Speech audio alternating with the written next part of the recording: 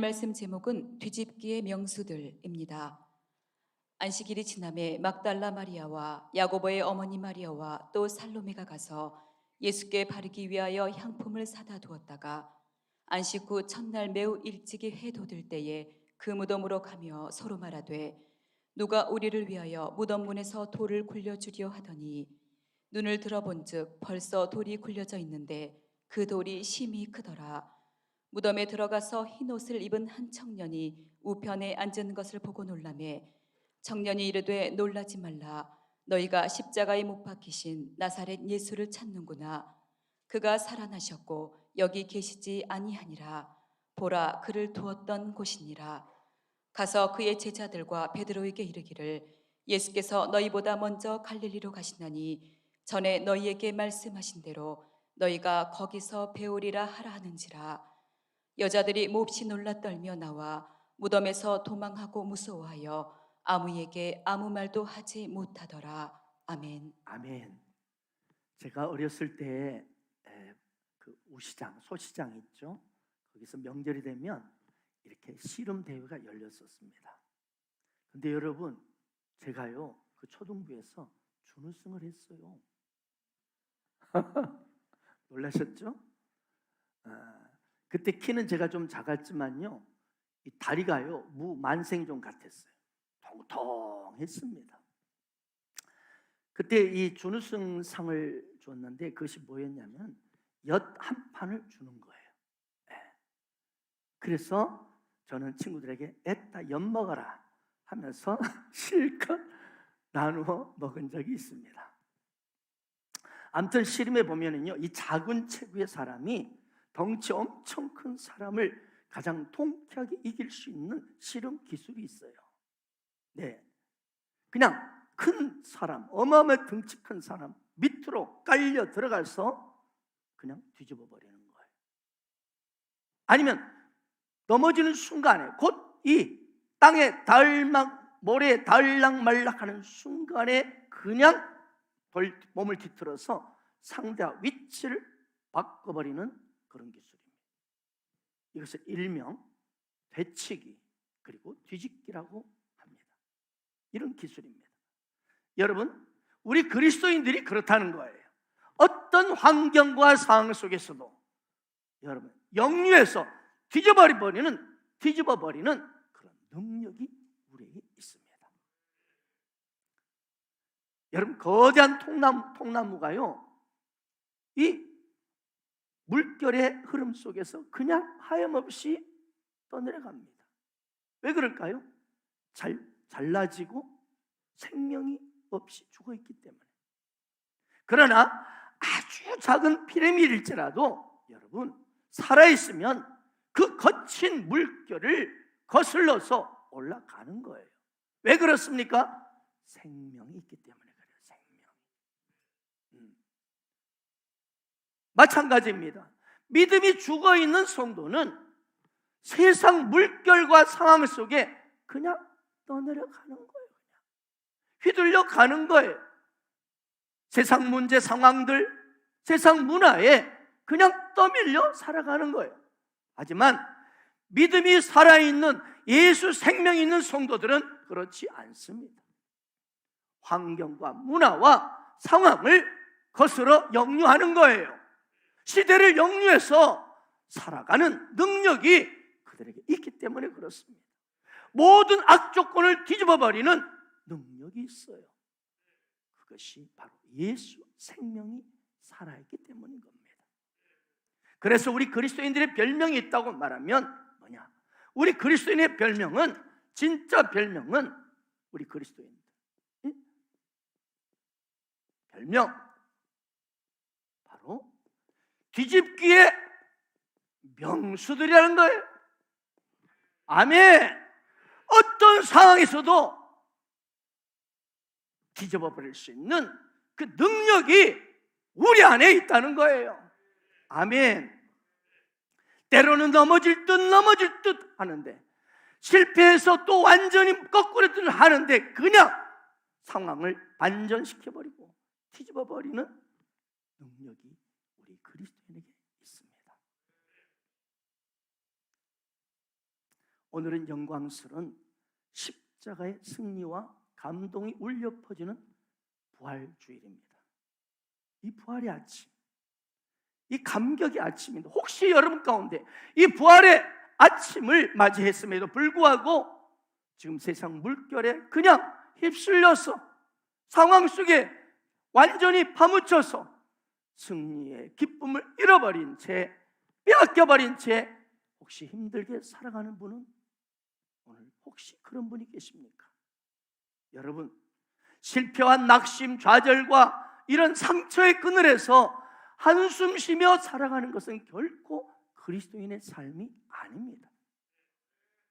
그래서 참된 신앙생활은요, 뒤집기의 삶이라 할 수 있습니다.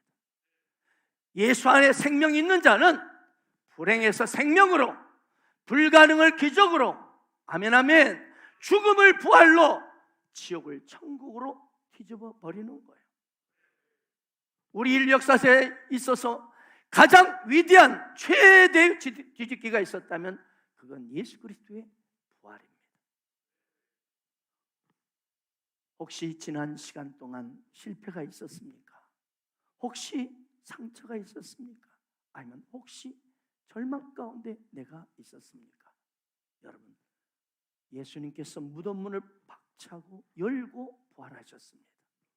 그리고 그분 부활의 주님이 여러분 나와 함께 하시기 때문에 여러분 우리 또한 그분으로 인하여 반드시 승리합니다. 아멘 아멘. 얼마든지 그래서 우리에게는 이 주님, 부활의 주님이 나의 안에 함께 하시기 때문에 우리의 슬픔도 실패도 상처도 고통도 뒤집을 수 있는 능력이 있는 것입니다. 축복으로 뒤집어버리는 능력이 우리 안에 있음을 믿으시기 바랍니다. 오늘 본 말씀 1절 4절을 다시 한번 봅시다.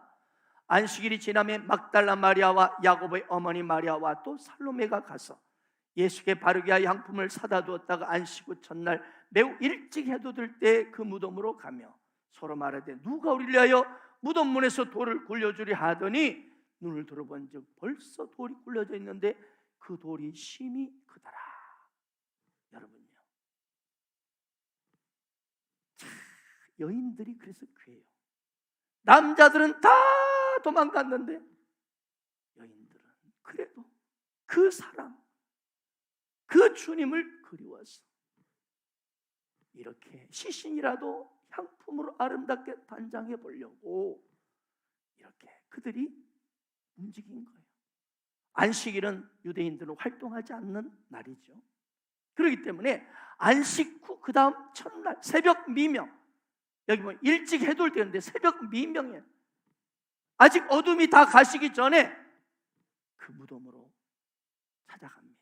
이 말은 무슨 말입니까? 이 여인들은 주님을 사랑하는 그 정이 가득했었지만 주님이 다시 사실 것이라는 믿음, 확신이 전혀 없었다는 것을 보여줍니다. 무덤을 찾아갔어. 향품을 시체에 발라주려고 했어요.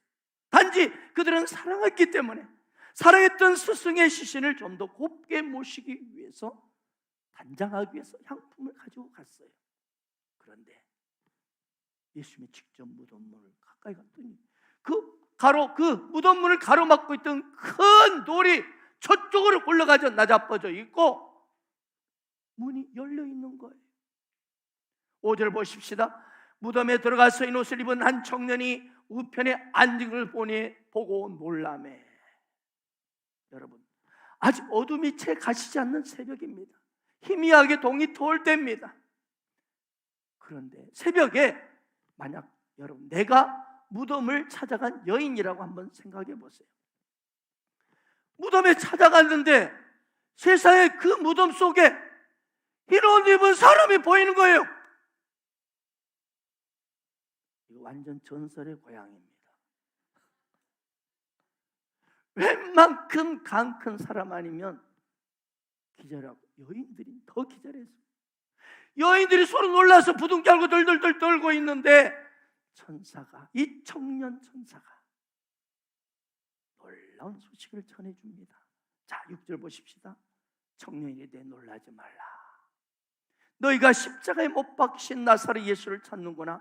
그가 살아나셨고, 할렐루야, 그가 살아나셨고 여기 계시지 아니하니라. 보라, 그를 두었던 곳이니라. 그렇습니다. 히로dim은 이 천사가 말합니다. 너 예수님을 찾으러 왔구나. 그런데 보라, 여기 계시지 않다. 왜 빈무덤을 너희들이 찾아왔느냐 하는 거예요. 이제 7절 말씀 보십시다.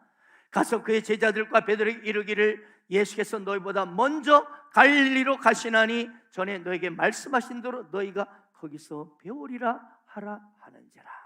보세요. 예수는 분명 빈무덤을 찾아가라고 하지 않으셨어요. 예수님 뭐라고 그랬어요? 내가 먼저 갈릴리로 가겠으니 거기서 만나자 하는 거예요. 사랑하는 여러분, 그렇습니다. 하나님의 관심은요, 빈무덤이 아니라 갈릴리에 있음을 기억하시기 바랍니다. 여러분, 빈무덤은 아주 중요한 장소죠. 물론 빈무덤이야말로 예수님의 부활의 증거가 되는 귀한 장소입니다. 하지만 주님은 우리에게 빈무덤으로 오지 말고 갈릴리로 오라는 거예요. 만약 빈무덤이 중요했더라면 빈무덤에서 보자 했을 거예요.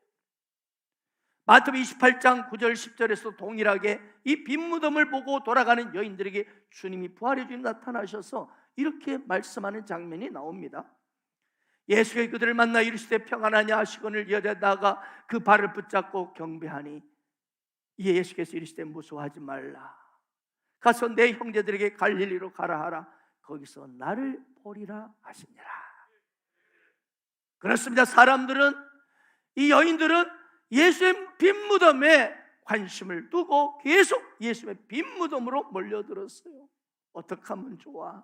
어떻게 하면 좋아? 사랑하는 주님 어떻게 하면 좋아? 어떻게 하면 좋아? 이제 죽어버리셨어. 어떻게 하면 좋아 우리는? 그러나 예수님이 뭐라고요? 빈무덤에서 나를 찾지 말고 갈릴리에서 나를 만나자고 말씀하는 거예요. 왜 그럴까요? 갈릴리, 거기서 부활의 주님을 만날 수 있기 때문에, 거기서 인생이, 너의 인생이 뒤집기 인생이 될 수 있기 때문에 그렇다는 거예요. 사랑하는 여러분, 오늘 우리는 여인들처럼 예수님의 십자가의 죽으심에 대해서 정말 삶 가운데 슬픔과 절망, 고통을 안고 빈무덤만 붙들고 있으면 여러분, 인생의 뒤집기가 일어나지 않아요. 모든 고통과 우리의 삶의 질병, 가난, 삶의 모든 죽음을까지도 다 뒤집어볼 수 있는 부활의 감격과 기쁨은 빈무덤이 아닌 바로 갈릴리로 가야 여러분 체험할 수 있다고 말씀하는 거예요. 그러면 여러분, 우리는 빈무덤을 찾는데 시간을 허비할 필요가 없습니다. 빈무덤에서 울 필요가 없는 것입니다. 갈릴리로 가야 하는 거예요. 갈릴리로 갈 때 거기에 부활하신 주님이 기다리고 있습니다. 그리고 우리 인생은 그분을 부활해 줄 만날 수 있고 인생 역전, 뒤집기의 인생이 될 수 있는 것입니다. 그렇다면 사랑하는 여러분, 왜 주님은 다시 한번 이 갈릴리가 그처럼 중요하다고 말씀합니다. 갈릴리가, 과연 갈릴리는 어떤 곳입니까? 갈릴리에서 만나자. 갈릴리에서 나를 만나자고 왜 그러셨을까요? 갈릴리는요, 주님과의 첫사랑이 바로 담겨 있는 곳이에요. 갈릴리는 예수님과의 그 아름다운 첫사랑의 추억이 어려 있는 곳이에요. 11명의 제자들은 모두 이 갈릴리 이곳에서 예수를 만났고 예수님의 부르심을 받았어요. 그래서 예수님은 제자들과 함께 그곳에서 많은 치유와 기적을 행하시고, 그리고 복음을 전파하시고, 그리고 산상수훈을 통해서 갈릴리 언덕에서, 그 산에서 아름다운 복음을 전하고 가르쳐 주셨습니다. 행복한 말씀을 들려주셨어요. 주님은 이 꽃 갈릴리, 이 바다 그 위를 걸으시면서 거친 풍랑을 잠잠케 하시고, 그리고 갈릴리 해변에 앉게 하셨어. 그들에게 오병이어 기적을 베풀어 주셨습니다. 그렇습니다. 바로 이곳 갈릴리는요, 예수님은 이 갈릴리에서 오게 초청해서 바로 제자들에게 다시 한번 너희들이 나와 함께 했던 그 첫사랑의 현장을 보고 회복하라는 거예요. 첫사랑을 다시 한번 기억하고 일어나라는 것입니다. 그곳에서 슬픔과 낙심, 자신의 허물, 주님을 버리고 도망쳤던 그 배신의 아픔, 스스로의 나 같은 놈이 무슨 제자라고 탄식하며 괴로워하며 헛구물질하고 있는 그 제자에게 바로 이 추억의 현장, 이 추억의 현장의 첫사랑을 다시 한번 기억하며 부활의 능력으로 다시 재출발하기를 원하셨던 것입니다. 과연 그렇습니다. 지난 2000여 년 동안 부활의 주님 만난 사람들 모두 인생이 새 출발했습니다. 저 역시도 부활의 주님 만나고 새 출발했습니다. 아마 예배드린 여러분도 바로 그런 주인공인 줄 믿습니다. 갈릴리 그렇습니다. 그것은 내가 주님과의 첫사랑을 회복하는 곳이에요. 믿음의 새 출발하는 곳이에요. 오늘 저는 이 부활의 아침에 주님과의 첫사랑을 회복하기를 바랍니다.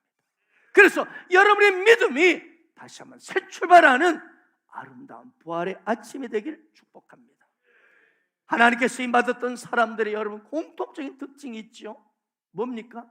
위대하고 잘났어요? 아니에요. 한결같이 그 공통점이 실패한 경험을 가진 인생들이었다는 거예요. 아브라함도 야곱도 요셉도 모세도 다윗도 심지어 예수님의 12제자들도 바울마저도 깊은 실패 현장을 경험한 사람들이었어요. 그러나 그들은 어땠습니까? 거기 실패에 머물지 아니하고 새 출발했습니다. 하나님 나라 사명을 새롭게 부여받고 나아갔습니다. 아멘. 모세는 40세 민족을 구원해 보겠다고 나섰다가 살인자가 돼가지고 미디안으로 도망쳐가지고 40년간을 도망자의 삶을 살던 중에 80세에 우리 주님이 하나님께서 가시떨기 나무 앞에서 하나님께서 그를 부르시고 다시 만나 주셨어요. 그리고 이스라엘 민족을 구원하는 사명을 다시 회복시키시고 새 출발을 하게 하셨습니다. 요나를 보십시오. 여러분, 니느웨를 회개시키라는 사명을 받고도 그는 다시스로 도망가다가 풍랑을 만나서 졸제 물고기 뱃속으로 처박힙니다. 근데 놀라운 사실은 그 물고기 뱃속에 칠흑같이 기가 막힌 칠흑당 같은 그 인생 가운데 하나님이 찾아오시는 거예요. 거기서 하나님 음성을 듣는 거예요. 그리고 다시 일어나는 거예요. 여러분, 하나님 얼마든지 아이고 저 녀석 말 안 듣는 놈 요나 버리고 다른 사람을 보내서 니느웨를 회개시킬 수 있었습니다. 그러나 하나님은 요나를 포기하지 않습니다. 이분이 바로 우리 하나님이시오, 우리 주님이십니다. 물고기 심지어 뱃속에서까지 그 첫사랑을 회복시켜 주신 거예요. 예수의 제자들도 갈릴리 사명을 받았지만 다 도망갔어요. 배신했어요. 실패했어요. 그런데 갈릴리 디베라 바닷가에 다시 찾아오신 부활의 주님을 만나서 그 사랑을 확인하고 다시 일어납니다. 대표적으로 예수님의 수제자 베드로를 보세요. 예수님은 세상에 그 저주까지 하면서 여러분 부인하고 도망쳤다가 이곳 갈릴리에서 마음이 심란해가지고 이놈아 같이 죽는다고 주님 다른 놈은 다 버릴지라 나는 절대 주님 버리 같이 죽으면 죽을지 나는 그러지 않으며 그렇게 큰 소리 친 놈이 이놈이 뭔 놈이냐 하고 헛금을 절하고 있었어요. 그런데 이 부활의 주님이 찾아오시는 거예요. 예수를 만난 거예요. 네가 나를 사랑하느냐? 예수님의 그 사랑을 확인하고 다시 일어났습니다. 그렇습니다. 예수님이 제자들과의 첫사랑을 다시 회복시켜주기 위해서 갈릴리에서 만나자 하셨던 거예요. 오늘 이 부활의 아침에 주님은 여러분에게 오늘 말씀합니다. 갈릴리에서 만나자. 갈릴리에서 만나자. 주를 만났던 그날의 현장을 여러분 가슴에 기억해 보십시오. 그리고 그 첫사랑의 현장을 가슴에 새기면서 그 사랑을, 내게 눈물로 고백했던 그 사랑을, 첫사랑을 회복하라고 우리에게 말씀하는 겁니다. 주님 한 분밖에는 아는 사랑 없어요. 가슴 깊이 숨어 있는 주를 사랑하는 마음, 주님 한 분밖에는 기억하지 못해요. 처음 주를 만난 그날 울며 고백하던 말, 나는 행복해요. 죄사함 받았으니 아버지 품 안에서 떠나 살기 싫어요. 나는 행복해요. 사랑이 샘솟으니 이 세상 무엇이든 채우고 또 남아. 여러분에게 그 현장이 있지 않았습니까? 울며 나 주님밖에 없습니다. 나 주님 아니면 안 됩니다. 나 같은 놈을 용서하신 주님, 어떻게 나입니까? 울며 처음 주를 만나며 울며 주님 앞에 고백했던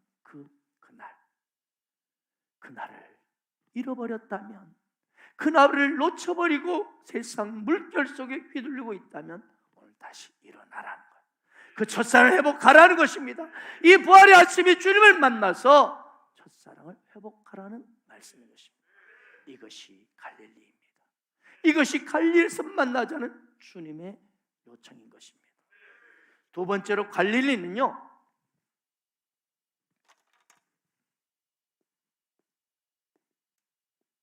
회개가 있는 곳입니다. 부활하신 예수님은 갈릴리에서 제자들을 새롭게 만나 주신 이유가 이겁니다. 사해 바다는 어떻습니까? 들어오는 물만 있지 나가는 곳이 없어요. 그러니까 더 이상 오염된 것들이 더 이상 빠져나갈 곳이 없어요. 그래서 말 그대로 죽음의 바다, 사해가 되는 거예요. 그런데 갈릴리 바다는 들어간 물이 있고요, 그리고 오염되고 때 묻은 더러운 물들이 빠져나가는 그 물이 있는 곳이 갈릴리예요. 그렇습니다. 이 갈릴리 이곳은요, 그것은 늘 은혜가 있는 곳이에요. 그래서 그곳에서 나의 모든 더러운 인생의 찌꺼기들, 오물들, 허탈한 감정들, 생각들, 이것들이 다 씻겨나가는 회개가 있고 용서가 있는 곳입니다. 오염된 나의 더럽고 세상에 젖어 있는 마음들이 새로운 은혜로 씻겨지고 용서받는 곳입니다. 제자들은 이곳 갈릴리에서 실은 예수님을 부인하고 도망쳤던 곳입니다. 참으로 마음에 깊은 상처가 있던 곳이. 또 이곳에서 그들은 서로 시기하고 내가 더 잘났다고 다투고 내가 더 높은 데로 올라간다고 서로 다투며 배신하고 도망쳤던 현장입니다. 그런데 다시 이곳에서 부활의 주를 만나서 회개했습니다. 용서받은 것입니다. 제자로서 새롭게 인생을 살아가게 된 것입니다. 우리 갈릴리에서 만나자. 여러분, 이 주님의 말씀은 사랑하는 아들아, 사랑을 따라 회개하고 다시 한번 시작해 보라는 것입니다. 부활의 아침에 나를 다시 한번 만나서 새롭게 시작해 보지 않겠냐 하는 것입니다. 잘못도 할 수도 있고 실수도 할 수 있고 허물과 부족이 있어도 괜찮다고 말씀하십니다.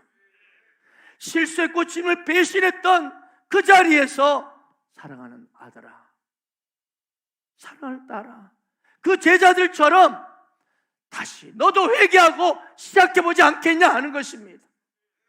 새롭게 출발해 보라는 것입니다. 회개는 아름답습니다. 회개는요, 용기 있는 자만이 할 수 있어요. 비겁한 자는요, 회개 못합니다. 비겁한 자는 언제나 변명하고 핑계대고 위장하고 도망갑니다. 그런 사람은 언제나 죄의 오물에서 벗어나지 못합니다. 그러나 회개하는 사람은요, 언제라도 의인으로 인정받습니다. 부활하신 예수님은 네가 회개하면 용서하겠다가 아니에요. 이미 주님은 용서해 놓고 우리를 기다리신 분이에요. 돌아오면 내가 너를 사랑하리라, 왜 아니에요. 이미 그분은 사랑의 마음으로 우리를 간절히 기다리고 계시는 거예요.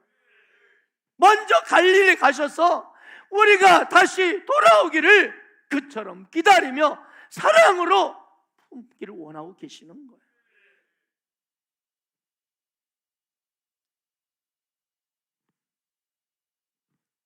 러시아 귀족 중에 한 공작 하나가, 한 사람이 지방법원에 배심원으로 들어갑니다.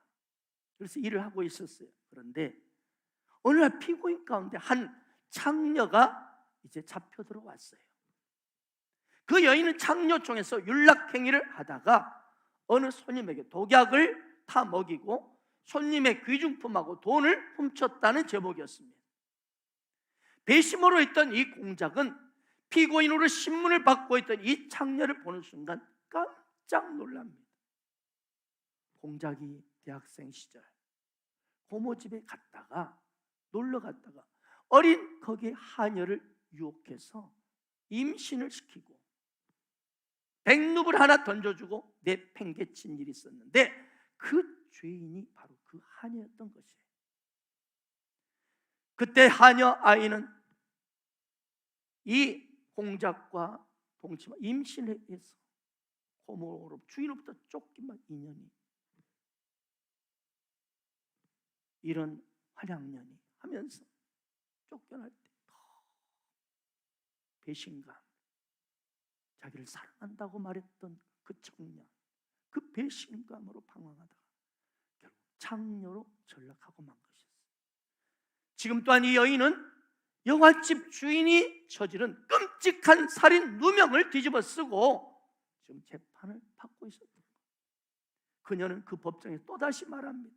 저는 죽이지 않았습니다. 살려주세요.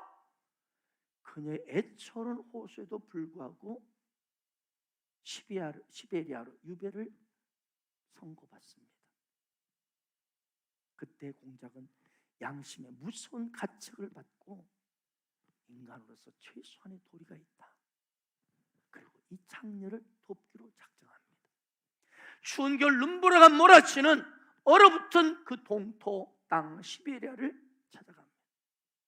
그리고 이 공작의 이 여인에 대한 연민은 정은 점차 사랑으로 바뀌고 결혼하자고 프로포즈까지 합니다. 이 여인을 살리기 위해서, 이 구출하기 위해서 공작은 백방으로 유력 인사들을 만나고 노력하는 가운데 가산까지 다 탕진해 버립니다. 온갖 심지어 오해마저, 창녀를 저런다고 오해마저 받고 괴로움을 겪습니다. 그렇게 노력하던 어느 날 드디어 이 여인이 형무소를 나와요. 추록을 해요. 그런데 형무소에 나온 이 여인은 이 공작의 품으로 돌아오는 것이 아니라 감방에서 만난 청년 시몬슨의 손을 잡고 새로운 인생길을 떠납니다. 그 뒷모습을 바라보고 이 공작은 다시 시베리아 이 여관으로 돌아와서 성경 마태복음을 펼칩니다. 그러면서 읽으면서 그제서 내 자신의 영혼이 부활했음을 깨닫습니다.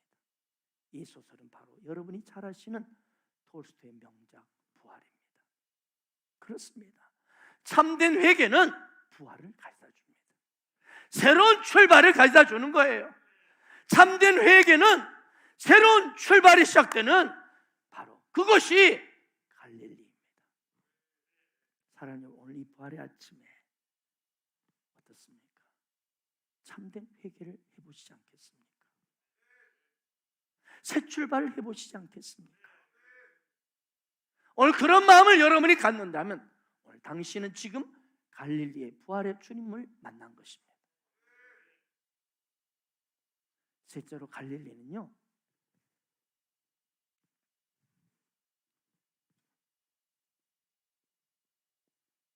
사명이 있는 곳입니다. 사명. 왜 주님은 갈릴리에서 만나자고 하셨을까요? 제자들은 이 갈릴리에서, 이곳에서 아름다운 소중한 말씀들을 들었고 그분의 부르심 안에서 마땅히 내가 해야 할 사명을 그들은 발견했습니다. 갈릴리 이곳저곳 도처에서 예수님의 냄새가 어려있는 곳이고 그분의 교훈들을 기억해낼 수 있는 곳이었습니다. 그분의 이 우리를 향하여 그처럼 간절히 말씀하시던 그분의 부르심의 사명을 들었던 것입니다. 또한 주님의 전도의 열정을 마음껏 느꼈던 곳이 갈릴리입니다. 주님은 한 영혼을 얼마나 사랑하셨는지 그들이 온몸으로 현장을 봤던 곳이 갈릴리였습니다. 갈릴리에서 만나자 이 주님의 말씀은 그때 그 열정의 자리, 그 사명의 자리로 다시 나오라는 것이지요. 오늘날 너무나 많은 성도들이 분주하고 복잡한 상황들 때문에 갈릴리를 잃어버렸습니다. 하루하루 부딪히는 수많은 업무들, 일과들, 레슨들, 상황들, 새끼들 문제, 많은 문제들 때문에, 돈 문제, 건강 문제 때문에 이런저런 문제와 상황에 빠져서 갈릴리를 잃어버렸습니다. 일에 파묻혀, 상황에 파묻혀, 사람에 파묻혀 비전을 잃어버리고 영혼에 대한 관심을 잃어버렸습니다. 사랑하는 여러분, 우리가 가야 할 곳은 갈릴리입니다. 오늘 주님 부활의 아침에 우리에게 이렇게 말씀한 갈릴리에서 나를 만나자. 갈릴리는 열정이 불타오르는 사명의 땅입니다. 여러분, 부활절은 이 사명의 자리, 비전의 자리로 다시 돌아가는 날이 부활절입니다. 이 부활절은요, 이 날은 우리의 사명과 비전을 새롭게 하는 날인 것입니다. 어찌 생각해 보면 인간은 어떻습니까? 죽음을 향해서 살아가고 있는 존재들이에요. 죽음. 다 가야 할 곳입니다. 대단한 신뢰의 말씀이지만 우리 청년 여러분, 여러분도 이제 앞으로 100년 후에는 이 자리에 다 없습니다. 내가 예언을 정확히 하잖아요. 100년 뒤에는 이 자리에 한 명도 없습니다. 이것이 인생이에요. 죽으면 끝나는 거예요. 그분이 대단했고 화려했고 무슨 일 했고 어마어마한 성공을 거두고 무슨 높은 자리 국회의원, 시장, 대통령, 그런데 죽음 앞에 아무것도 아니에요. 명예 혹은 부귀영화, 아름다움, 우리 여성들, 우리 청년들, 이 아름다움의 이것도 죽음 앞에서는 아무것도 아니에요. 그렇게 모으려고 애를 쓰고 움켜쥐고 아끼고 그렇게 해서 모은 대단한 재산이 죽음 앞에 무슨 의미가 있습니까? 죽으면 다 놓고 가야 하잖아요. 염세주의로 살아가는 것이 아니라 나의 전체 미래를, 내 인생 전체를 보라는 거예요. 간혹 장례식에 가보면 위로를 해도 위로를 받지 못하는 그런 유가족들이 있죠. 좀 더 살아야 할 텐데요, 어떻게 하면 좋아요? 아직 건강했는데 어떻게 하면 좋아요? 괴로워하고 막 탄식하고. 그래서 이제 조문객들은 위로하려고 더 위로하려고 애를 쓰고, 또 이 유족들은 위로 받지 못해서 또 괴로워해요. 그러나 사실 알고 보면 뭐예요? 버스 타고 가다가 먼저 내린 것 뿐이고 좀 더 뒤에 내리는 사람이 있잖아요. 조금 먼저 간 거지 뭐 이상할 것도 없어요. 누가 누구를 위로한단 말이죠? 다 같은 처지인데, 안 그렇습니까? 그래서 미국 사람들은 죽으면서도 이런 농담을 해요. 미국 사람 여유가 있어요.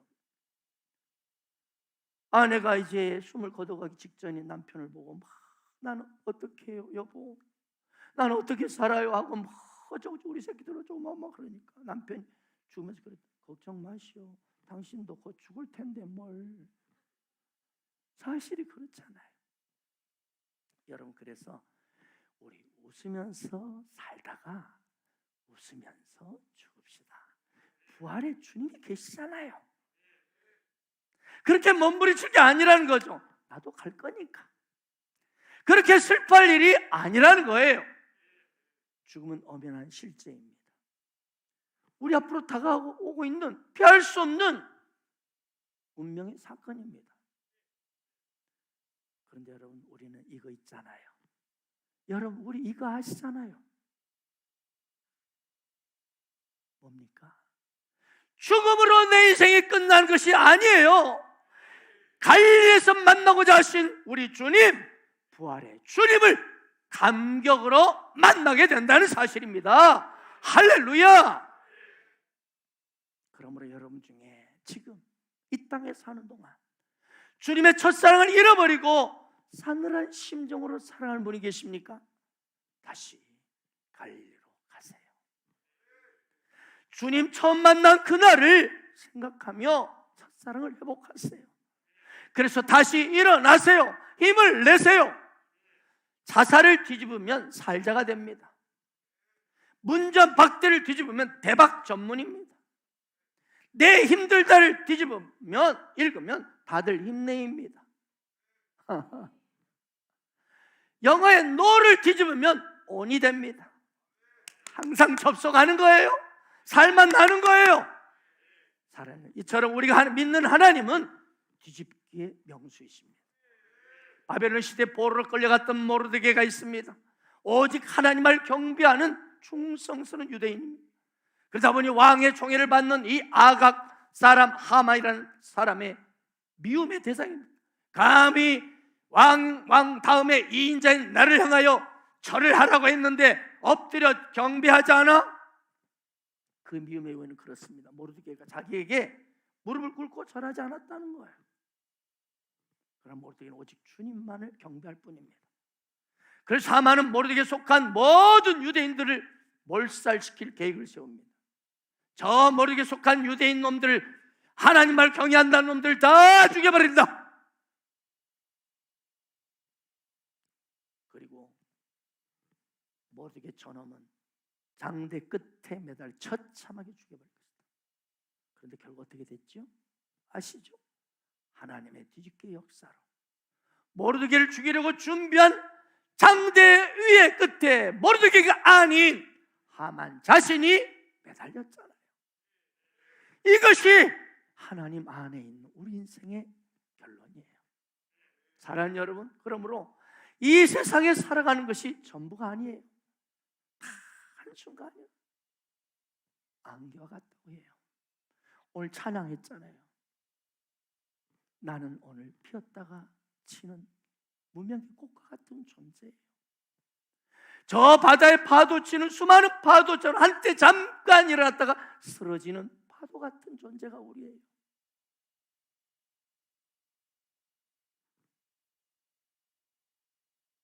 그렇습니다. 잠깐이에요. 빨리 죽으나 늦게 죽으나 다 영원한 시간에 비하면 도토리 키재기예요. 아멘이십니까? 그러므로 중요한 것은 오늘 이 땅에 사는 동안 갈리로 가서 부활의 주님 만나야 합니다. 부활의 주님 만나면 여러분 반드시 여러분 인생의 뒤집기가 일어날 것입니다. 주님 만났던 그날 그 첫사랑의 현장을 한번 생각하며 회복하세요. 일어나세요. 주님은 우리의 실패와 어떤 모든 실수 괜찮다고 말씀하십니다. 이해하신다고 말씀하십니다. 오늘 부활의 아침에 정직하게 내 삶을 돌아보십시오. 나는 지금 바르게 길을 걷고 있는지, 어차피 안개 같은 이 인생 제대로 걸어가고 있는지 점검하는 날, 돌이키는 날이 부활의 아침입니다. 참된 회개를 해보세요. 그래서